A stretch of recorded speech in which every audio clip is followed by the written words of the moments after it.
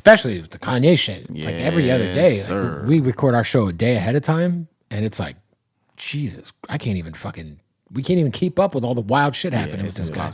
Speaking of that, you own White Lives Matter. Indeed, yeah. So, So for people who don't know, so this is the other part I was going to tell you.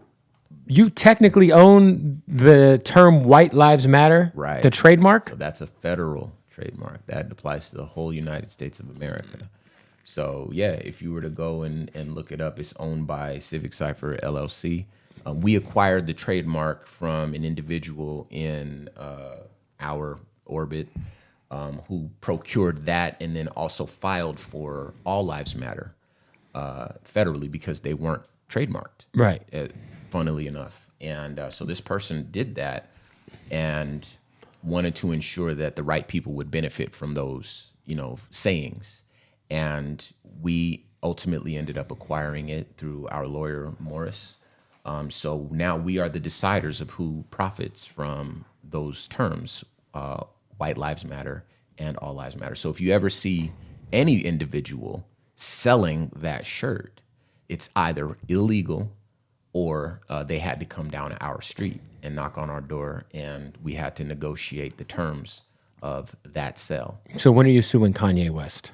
Well, if Kanye West or any other person decides to sell, Because he hasn't sold any of those. He hasn't sold those yet, right? Hadn't sold any so if he shirts yet. decides to sell something, he will either have to get clearance or he has to face our trademark attorney. Yeah, because I saw he was just giving away the shirts in Skid Row. He was just passing them out to homeless people. Then that's totally fine. But in terms of profiting off of a statement that is intended to dilute the significance and the thrust of a statement as affirming as Black Lives Matter, the right people should decide who gets money off of that. Who gets money off of that, exactly. Right. If you wanted to affirm for yourself that White Lives Matter in your own path through life, that is your right. You can paint it on your shirt. No one can stop you. But as soon as you want to sell it, you are infringing on Civic Cipher LLC's federally protected trademark, and you will be sued.